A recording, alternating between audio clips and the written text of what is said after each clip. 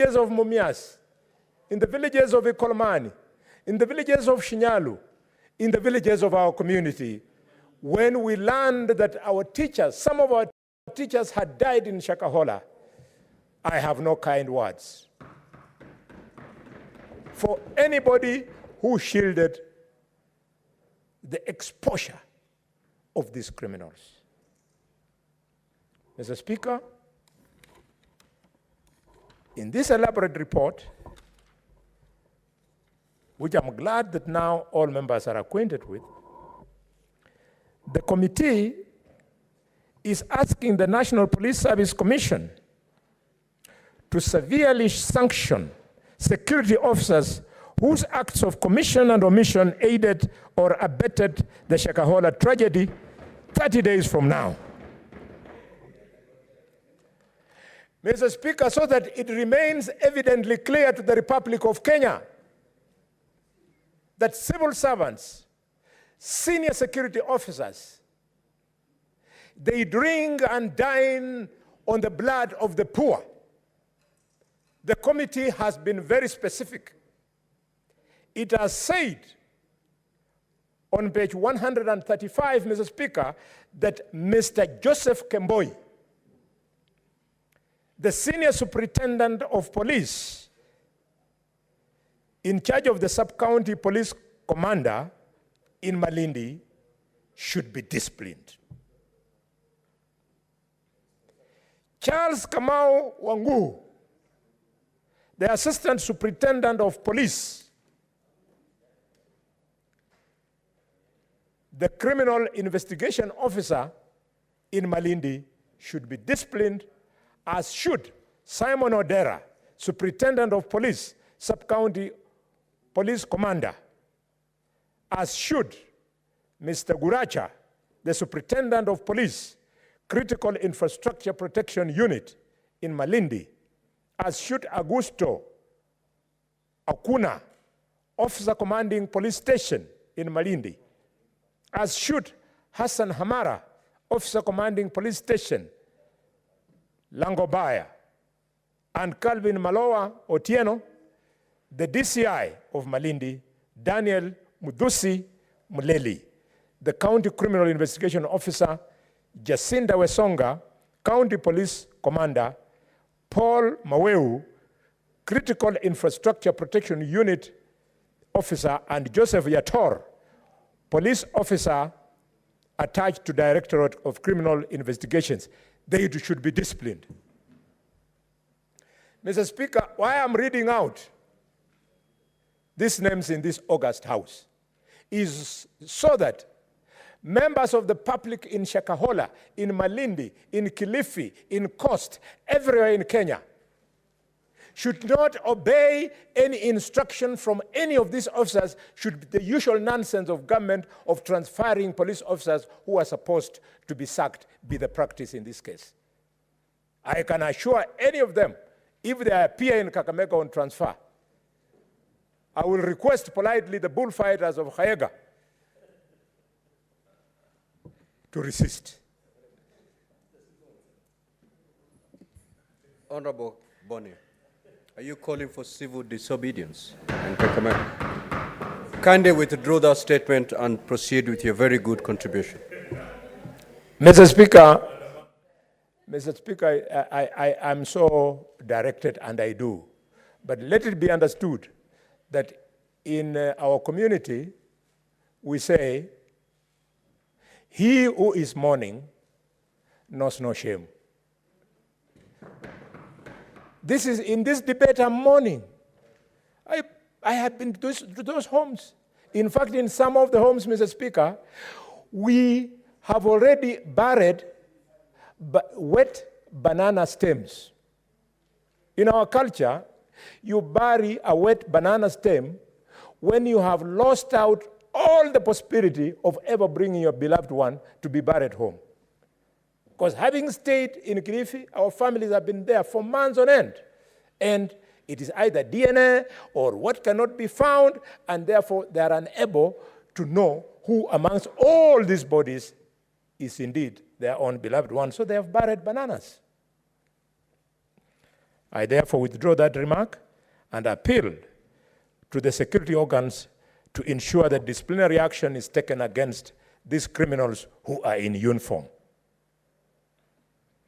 The committee recommends also at 448 that Parliament enacts the proposed Religious Organization Bill 2023 to provide legislative framework for the regulation of religious organizations and establishment of Office of the Registrar of Religious Organization, registration framework, qualification of religious leaders, offenses and penalties for non-compliance.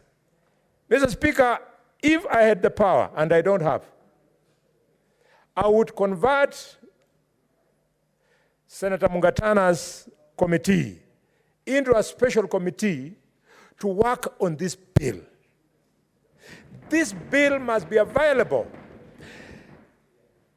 The tragedy that is Shakahola has now given us the opportunity, the reason, the courage, the excuse for us to face our religious leaders and tell them, you are going to be regulated. Religious organizations must be regulated. Why do we have the Bible? Why do we have the 10 Commandments? Why do we have the teachings of the disciples of Jesus Christ? Why do we have the teachings of Prophet Muhammad in the Quran? Those teachings are meant to set standards so as to regulate. So regulation is already provided for in the Bible, it is provided for in the Holy Quran, is provided for even in the Constitution. We must regulate churches. There are far too many.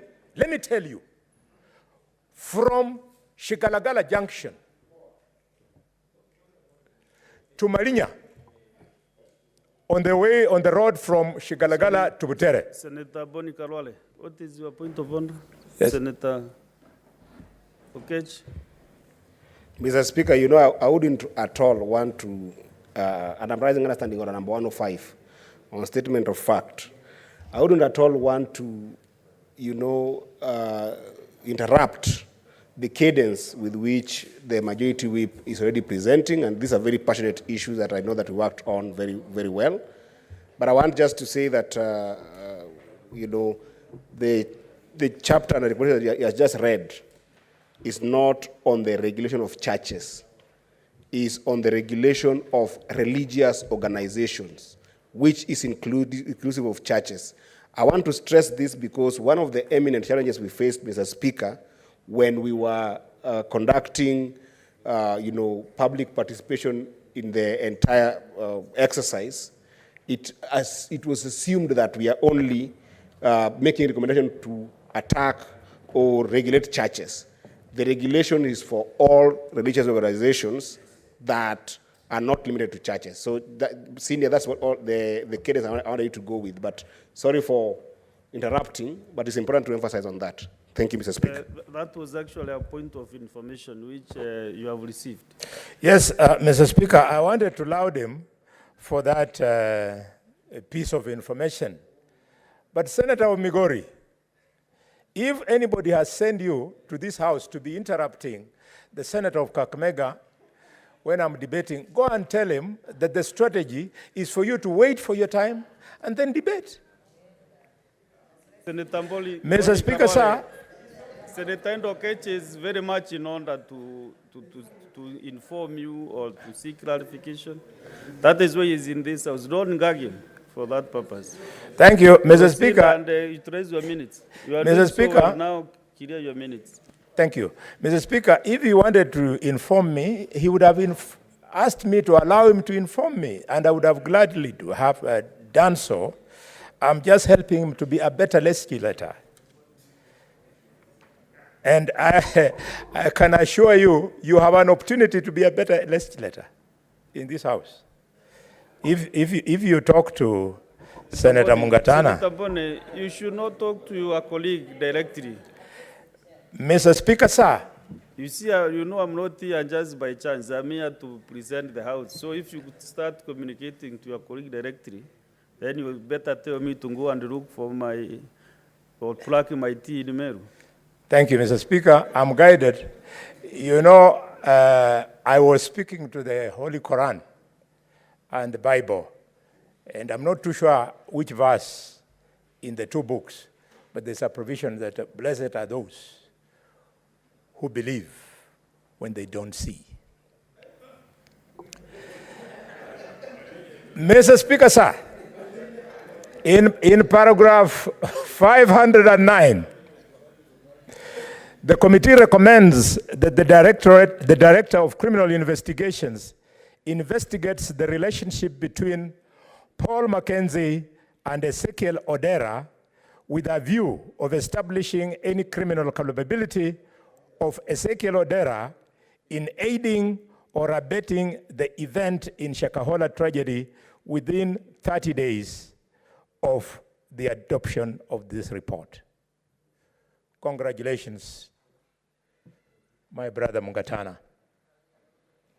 This particular recommendation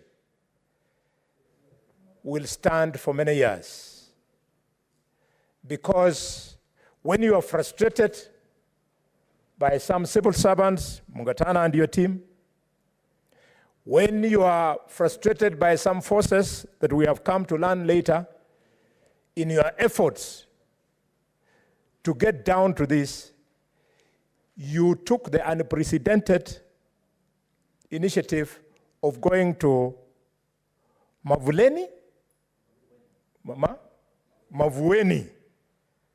and the country raised eyebrows. The country thought, the country feared that probably Parliament was being compromised. But now that you have come out with the recommendation 509, we respect you. You are holding the name of this Senate high, that it is out of the frustration by functionaries of government that forced you to do the unprecedented by going to Ezekiel Odera's church in the manner you did. I want to appeal to Pastor Ezekiel Odera. Parliament was in your place. The children of God have died because they believed in the teaching of Paul Mackenzie.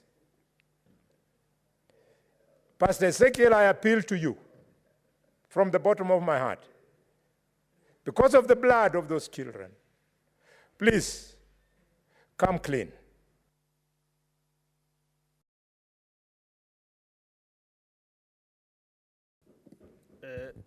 Senator Professor Margaret Kamar.